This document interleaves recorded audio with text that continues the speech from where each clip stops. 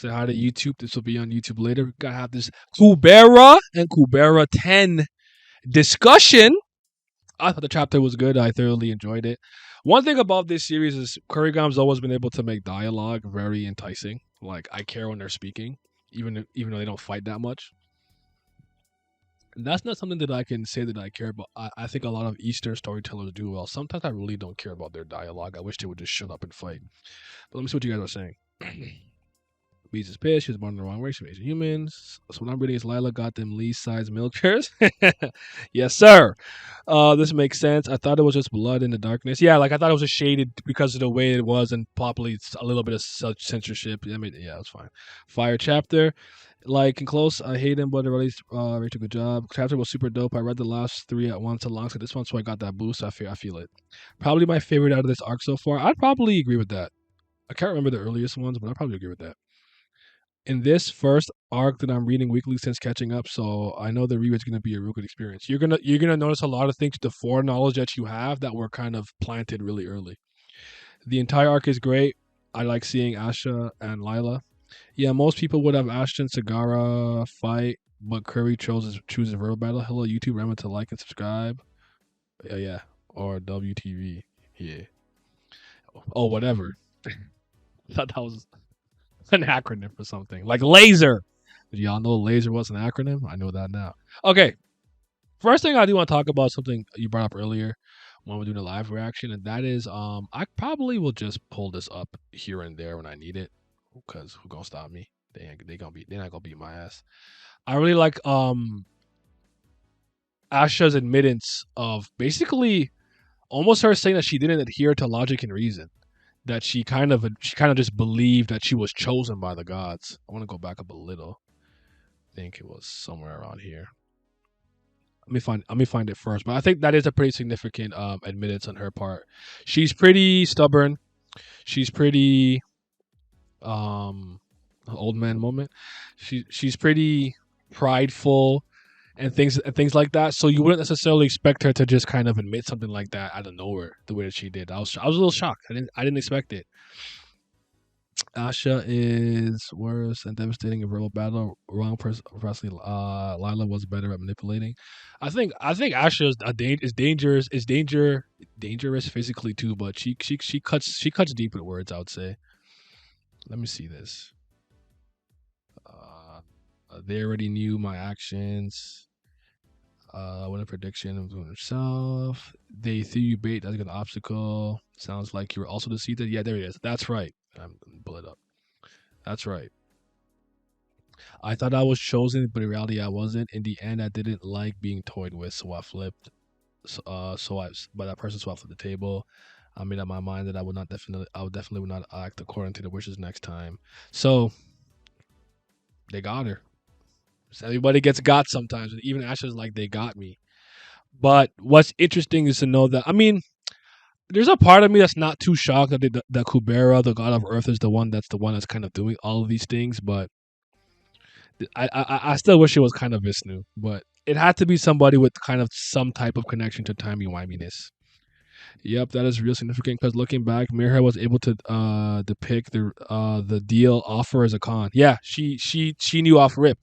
She never fell for that, which is kind of crazy because like it's almost like in one small instance, Kurigam showcased exactly how intelligent Mirha is, and she already competes with some of the smartest people and some of the smartest moves and situations we've seen solely based off that. And she was a child. I think if I remember correctly, she is a quarter or something, so she does live a little longer and stuff. But that's impressive. My ass would have got deceived. Thing about me though is like I'm not a God fearing person in that sense, so I can't say that I would trust him wholeheartedly. But you never know how I'd be socialized in this world. What if I grew up as some religious nut, right? Like the gods and Agni brought us fire, and Kubera brought us to earth, and thus we must pray, praying hands. So I was surprised that it was Kubera, not Vishnu or Kali. Yeah, I really thought it was Vishnu, or I wanted it to be, I guess, so I can be like I got something right. But I suppose with the arc being named what it is, it kind of makes sense, right? Asha did say she was approached by more than one person. That's a good point, actually. It's a good point. multiple people, but one of them was definitely Kubera. Kubera did that to Leez and supported her in a cursed way. Vishnu does that in general. Don't worry, Naya. Vishnu coming out of his rat hole sooner or later, right? I don't trust him. Like I know he's over there. He plotting. He doing some underhandedness. Like I don't trust that dude. I really don't. Also, Mira is a good person in that. Yeah, yeah. Yeah. I still honestly, I'm very honest with you though. I didn't enjoy that slow burning reveal of what. Like I would still argue for me, I still don't know exactly what happened with Rao, the ship, the crash, and exactly what Mirha did in that world and all those kind of things. I'm not. I think that I honestly think she was dragging down a little bit. Personally, I really do. Like I don't think it needed. We needed like 8 chapters of well, Rao, and then the ship, and then after they could have summoned, but they didn't summon. But if they summoned Vayu, I'm like, oh my god, get to the point already. Like even I'm like, yo, are you dragging this? Like I actually got impatient. I'll be honest. I wasn't a fan of that. I thought that was very inefficient. That's just my personal opinion, though. But the surprising fact is Kubera is the one disguising as Vishnu. Even Mirha eventually fooled into thinking she made a choice on her own. So did he? So okay. I want to say because I do remember like Vishnu giving oracles and being out there. So maybe so he disguised himself as Vishnu. But I guess my question is, would Vishnu know that and let it happen? And what is and Kubera we knew from the time with the Kanara Aravata stuff and the fusion and when him and Yao put together that he said something that he would do everything for the sake of Anatta. And it said Anatta, and obviously with the way that names work, there's names, then there's names, then there's names. You know what I'm saying? There's names, right? So it's like, did he mean the name in general, whoever is the wielder of the name, or did he mean the literal Anatta, like the great snake, if you will, right? So him doing all of these things to try to get him resurrected is a possibility, but it seems like some people in this chapter believe that the main goal is just to give the last Kubera wielder the power of Anatta, not necessarily bring him back, which is interesting. But because Leez technically has the name Anatta, I wonder if the goal is to get her to have the name because that is for the sake of Anatta, which in some weird way you could consider Leez as a president. Though I recall Asha being with the shedding of time, the lingering will, lingering sentiment version of Anatta. And I swear she showcased some weird snake hand power thing at some point too with Sierra or something. So it's getting interesting. What if it were Kubera, Vishnu, Kali, Vishnu talking to her? Um, Kali and Vishnu, I think, are kind of two sides of the same coin. So I don't know if that's that as interesting. I think it's more interesting with Kubera doing it because he's not even a primeval. He's just a fifth Zen, right? So you're like, well, why is he impersonating primevals for his own agenda or an agenda he believes in? So, fair enough. But Vishnu is gone. So is he? Is he gone? Is Vishnu gone? You believe the propaganda? You believe the corporate news? I don't believe the corporate media. I like the sci-fi adaptation Black Market. He had no dirty leads and there could be Vishnu and Kali different parts of the same coin of a connection. I still think Kali approached Mirha. I really think that like I wonder if maybe Kubera was very good at impersonating the different types of primevals though. But I'm not. That's my assessment too though. Leez might really be the chosen one, but Asha is trying to snatch that potential from her once again. Yep. I think it was Kali Vishnu. Other Vishnu was still here. Asha had Anata's partial Sura form when fighting Tatia. One of the Suras confirmed to look the same in dialogue. That's what I was talking about. Thank you. Thank you, Corey. Yeah, he was time traveling, transcendentals, but his main body is gone. I don't even know what to expect right now. Because some people have been asking me this. I don't know if this is true. I don't know if maybe some people who are like caught up to the latest chapter in like Korea, like the Raws or whatnot. But people are asking me how much longer do I think the story is going to be? Do I think we're in the end game? And I found this question coming up a lot more often now, more now than it did before. So I'm wondering if we're kind of low key starting to enter that final push. I couldn't tell you, but it's interesting to think what's going to happen. Because just there's so I would argue there's so many loose ends and so many little things we have to like tidy up and wrap up in a bow so that we kind of complete those subplots and character arcs and whatnot. But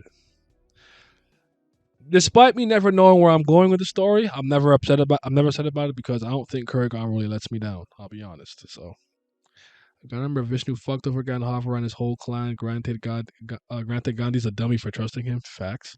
Asha claims she interacted with multiple gods, so it's not just Kubera. Could have been Kubera, Vishnu, and maybe someone else.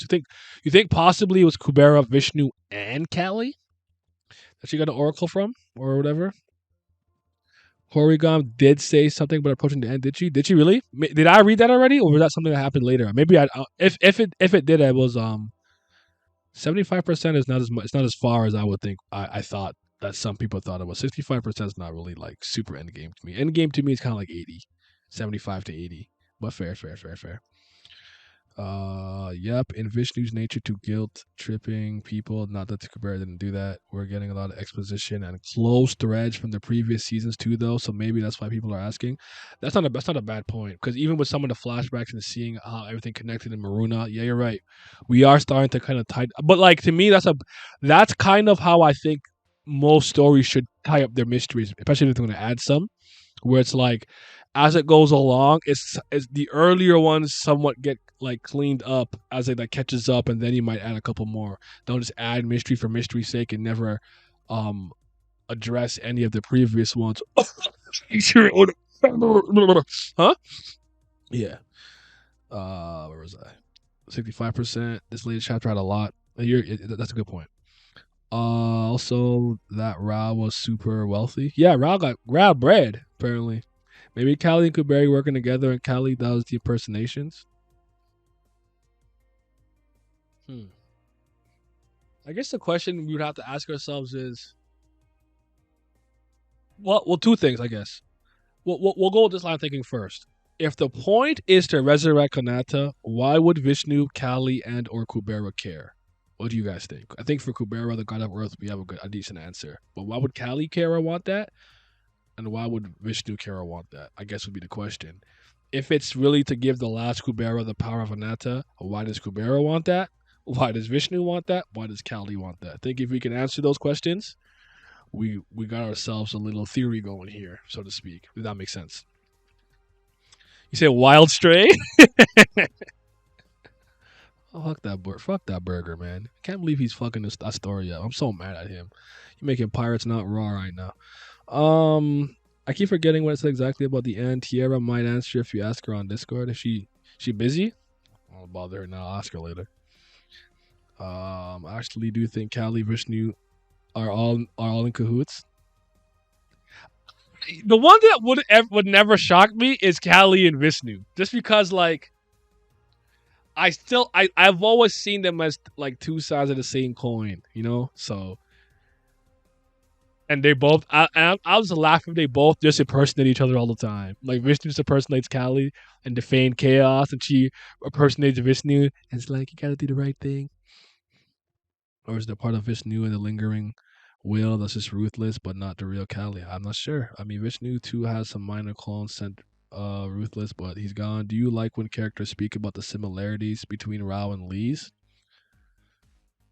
It's a very common thing you see in a lot of Eastern storytelling or storytelling in general, where one person's parent was somewhat heroic or a legend or well known for something, where the child either does it or does live up to it, doesn't live up to it, or has to struggle with that notoriety, so to speak, right? So I like that they have overlap and commonality. I don't like how Kurikam keeps dissing that she looks just like Rao, so you could say she's manly. And then again, it's like, wouldn't that somewhat make Lila have a manly build? Because she said they're the same in like bulk and build and whatnot. And Lila's one of the most beautiful characters in this webtoon, in my opinion. So I don't know if that all makes sense. But that being said, I don't think it's being overdone here, so I like it. It's just that they seem to be good people who will sacrifice themselves very willy-nilly for the sake of other people without really caring about themselves. I think someone earlier in the story said something about that's what's scary about Rao or dangerous, because it's like he doesn't care about himself.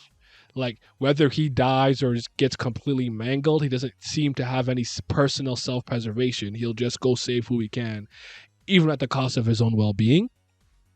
And I think the best heroes, honestly, have the ultimate selflessness in them to die for other people, but they also have a sense of self-preservation because if they're not alive, who will do the job? That's my opinion. But here wasn't too badly done too badly. Like Lee speaking about knowing more than she was letting on, telling the dude in the cloak, I can't remember his name right now. I'm sorry. Like, hey, I know you can't speak right now, but you're in the way. Go get safe. And if I leave, they'll attack the village. Ral being like, you knew this outcome would happen based on blah blah blah, but I still have to protect people. Like, they're just got a good soul. So yeah. Sorry, that was a long tangent. My bad. I think they could be in a situation like Sagara and Asha, two different goals, but agreeing on a lot of the path. So like it's like they agree up to a certain like stop, like they're on a train and the train has 100 stops. They're on the same path for we'll say 94 stops, and for the last six, they got to duke it out. See it? It's nice seeing Lee's a good person. Too good of a person. She is too good a lot of male and female form. Speaking of, he didn't impersonate her, but he won her over Utah. The comparing has been becoming more and more apparent. I feel like Curry's trying to tell us something. Well, to be more specific, I think Callie and Vishnu are using Kubera. Okay. Callie wants Anata resurrected because she knows that it's not going to work and it's going to create chaos and get her horny. Vishnu thinks chaos is necessary for balance, and Kubera just wants to resurrect Anata. That to me is like the most sound way of looking at it. That's one of those what's the thing called where it's like the theory that makes the least amount of assumptions is likely the true one. Like to me, with that, you're not making a bunch of assumptions. You're just kind of taking it straight value, and I respect that. Maybe it's also not about not repeating the same mistakes. Oh, so maybe the idea is that if Leez continues to be like Rao, you'll go down the same path where you'll just end up a martyr, sacrificial person to save somebody else, and that's it. Whereas if you exercise a little bit more selfishness or desire to do your own thing, you can do more, achieve more, survive longer, live longer. Of the sort. It's interesting. Maybe it is a bit of a warning. I guess one of those things where I think is it depends on your perspective. Like I said, I think being having self preservation as a hero is very important. If you're just willing to die every time, I don't think that makes you a good hero. This is my opinion, though. Ra was pretty, describes an idol and Korean idol, very feminine. I don't think it means manly, but pretty. Well, Korigam says that about Lee's a lot, but maybe that's what the point was. That Ra was like K-pop, feminine, androgynous beauty, and she just has a more muscular physical build, which is fine. I like muscle waifus. Yeah. Lee's also read Rao's autobiography a lot when she was growing up. That's true. Powell Len. There we go. I know it was Sting's dad. I can't remember his name. Pow. Rao did not look manly, look pretty, as is Lee's. There's a meme of him saying, "Have you heard the tale of Dark Mirror?" No, I haven't seen that. Also, funny how Sierra told Asha to get help from others, and she really chose the third path and went to Sagara. He said, I think she might be thinking right now, what decisions and choices I can make that's not in anyone's future plans or future sight, so to speak. Like, what move can I make that'll throw off the gods, the Primevals, the Suras, the people who know more, who have oracles? Like, I want to make the one decision that maybe would throw them all off. So maybe, in her opinion, Sagara was that choice. Where the hell was I think there's one dialogue when someone tells Vishnu that what he wants is also what Kali wants, and Vishnu is saying Kali is wrong about the end result. Kurigan give me a full body Kali panel. We need it. We need it for the culture. Vishnu did kind of co-opt her efforts like Yuta, and he might be deceptive, playing in factors to make her accidentally do the better thing. That's an interesting thing. It's interesting because the series has so many people with hidden agendas and whatnot. You never know if someone's doing something kind of underhanded to make someone else something good. Like it's not. I hear you. Like that's not a crazy thought to me. Also, Beast has a career different than ours. Oh, for sure. I always said that. Like one thing I noticed about a lot of manhwa and webtoons from Korea is that beauty seems to be a very prevalent theme. I think I would say I truly started to take note of this during Lookism. Lookism? The story with the weird looking guy, and somehow he can swap between that really beautiful tall body and stuff, and he's being treated better and everything. You can see that standards and traditions from the places that which the story originates will always have its own things of its culture. It will have stuff from its own culture placed inside the story. So, but yeah, our beauty standards here. I don't even know if we have beauty standards here anymore in the West. The West is kind of a culture fuck conundrum of, hey, you're 5'8" as a man and you're 500 pounds. Eat another Burger King. You look perfect. Like that's how we're just dumb. So we don't have any beauty standards over here. We've completely lost the plot. But anyways, yo, not a Leez or Lila one with the mask. I need that Lila mask for real and the earmuffs. The earmuffs are a must. Asha's gonna be at her most dangerous now that she's humbled herself. She's still an entitled little brat, but she's thinking about things more clearly. Yeah, like she's not seeing it like she's still gonna have like the core personality traits that make her Asha and her wants and needs and goals, but there seems to be a little bit of subtle humility there that might take her a long way without her being all like, so Daki Makuras, I don't know what that means. Yeah, lookism and Ran.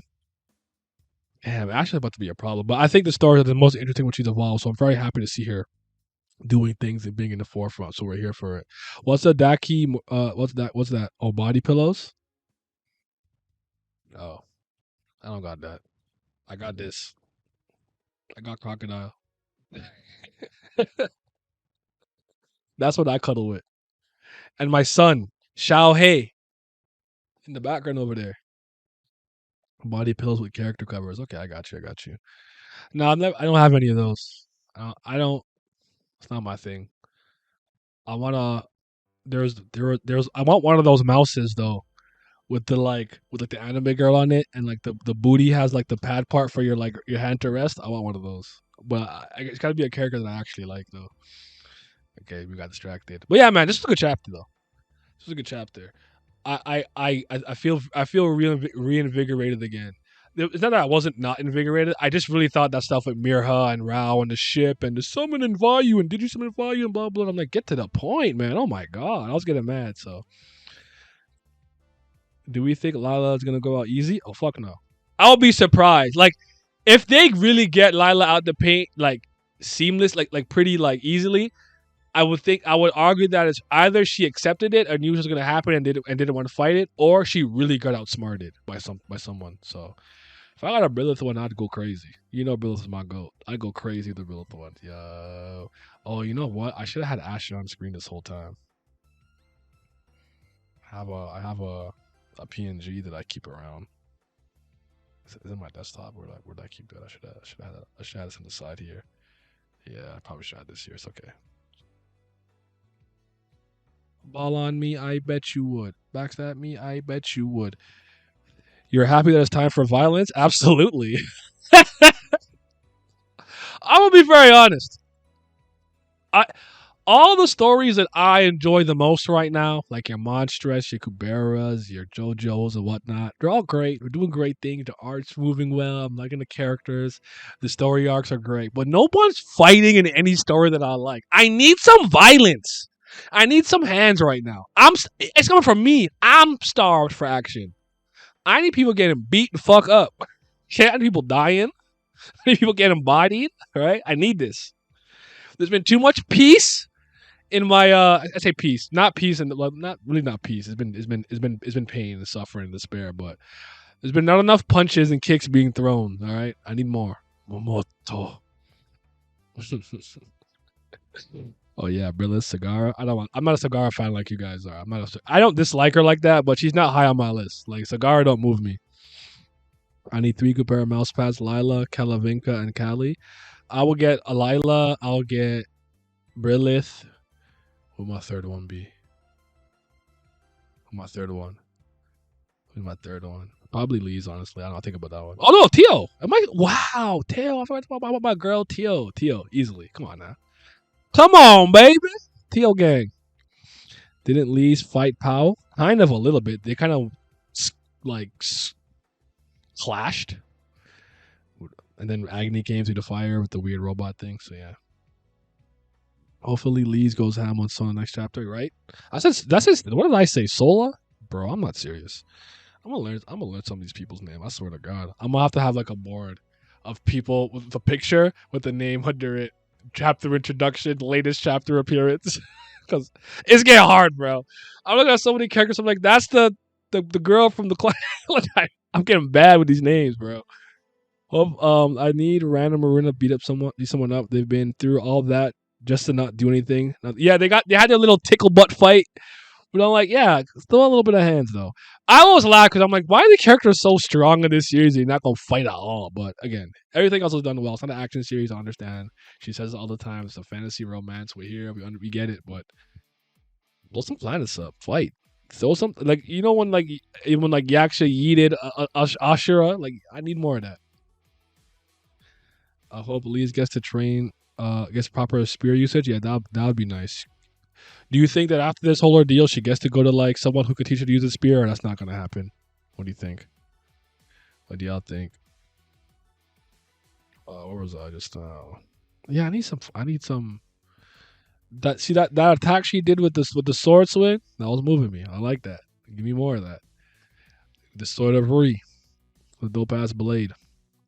You think Leez and Asha are gonna talk when they reunite, or is Leez going straight for blood? I would argue that if it happened right now, let's say somehow they just were in front of her right now, I think Leeds would think before she acts. I think by the time that it happens, more things will be revealed. Maybe a little bit of character growth would have happened between both of them, and I can see like no matter what happens, like one of us have to walk away from this fight. So one of us are dying, but why did you do this or why did you do that? And kind of hash it out first, or even maybe mid battle. So that's kind of what I think. I think they'll talk and then they'll fight. And then Asha wins, and the story ends, and the roll credits, right? Yay! That's the ending we want, right? Let's go, Team Asha. Honestly, I don't know. I don't know what to expect. I don't know what I want at this point. I don't think the spear would be functional. You think Ryan will be able to use the King of the Land? Hmm, that's interesting. Let me answer your question with a question. Does Yaksha know how to use King of the Land, or did that happen as a kind of consequence of him being so angry at what happened to Jambavan that he somehow activated some like alt he had that he didn't know that he had? It's not clear to me that Yaksha cognitively was trying to use King of the Land.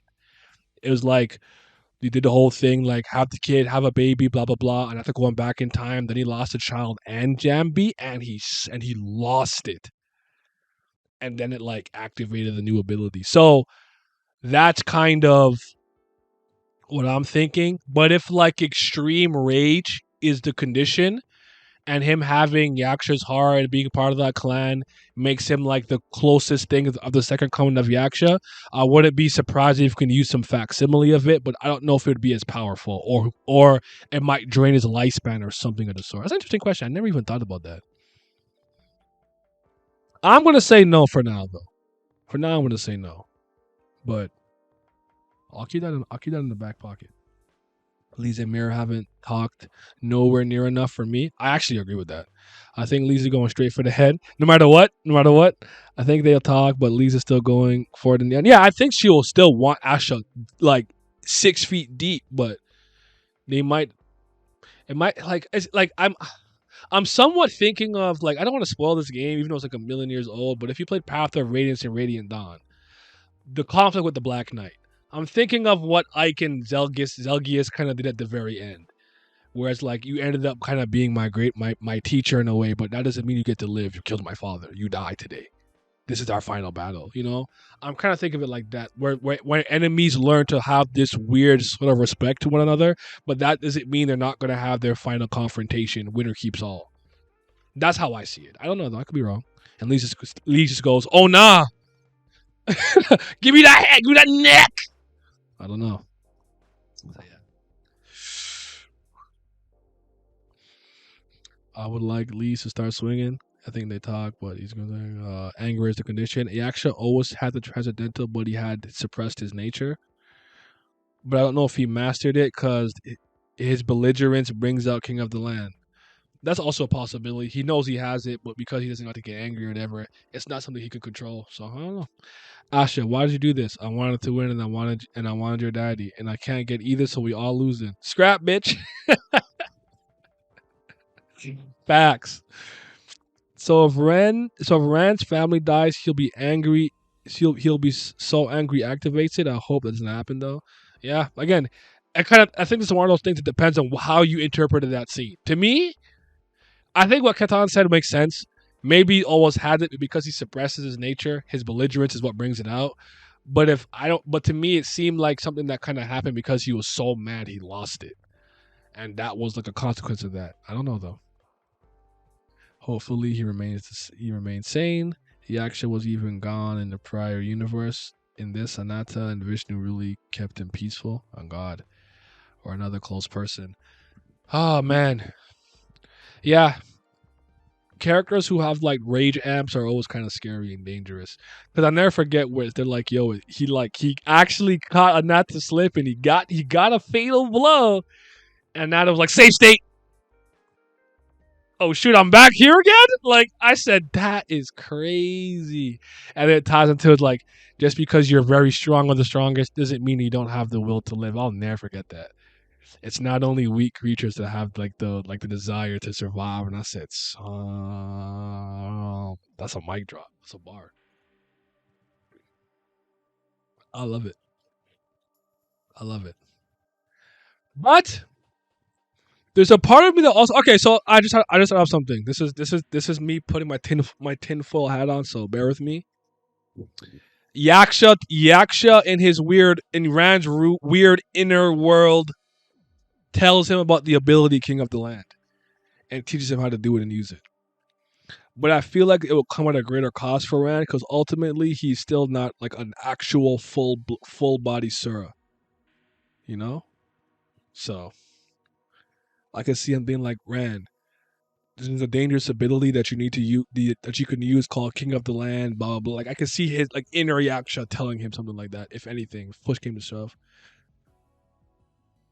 I'm insane. Only thing separating Indra and Astra is that Indra didn't body anyone that I like yet. Damn, I pressed the wrong save state. Oh, everyone's been there before, or you load the wrong save file, or you save over the wrong one. You're like, what did I just do? What did I do? We've all been there. We've all been there. It would be. It would. I mean, it would fit with the rat and the ghost haunting him. It would play into him, want him to act out. It's interesting. Rat might run out of his lifespan unless he wants the natural resource to absorb from. So, do you think if he used King of the Land in like a body of water or something, it would mitigate the life he spends, or not at all? Perhaps it's the water has to be around, right? There's a little swirly thing, and he can like fighting Kalavinka. So, I mean, Rand doesn't care about consequences. He was throwing away his lifespan left and right before season 3 started. I would argue the first time he kind of certified to use the bow, the arrow, it seemed like a big deal to me. Like it takes his lifespan of like he didn't want to overdo it or overuse it. But there have been times where he has recklessly done it. But there was times where he's done it in a time period where he knows he's not supposed to exist. So when he goes back to his time, the lifespan that he spent for power shouldn't affect him. So, interesting to think about. Yeah. Or light? Was it? I thought it was water. Okay, or light. His attributes are what? Water. I don't know. I don't remember. I'm not gonna pretend. I'm not even gonna pretend. I almost had a question I wanted to ask. Why do you think Vishnu is called the god of resurrection and not the god of time? I suppose my very lazy, like cop out answer is that through time you can resurrect people by rewinding it, going back and this splits from time, bringing them presently. But that's a question that I gotta think about. That's a good question. I'm thinking of like I don't know if you guys think this was good. I was thinking of like for a question like that because I want to like drop like one or two shorts on Saturday because Saturday's the one day I don't have any videos really made for. So maybe I'll answer a question like that and I answer it in a short or something.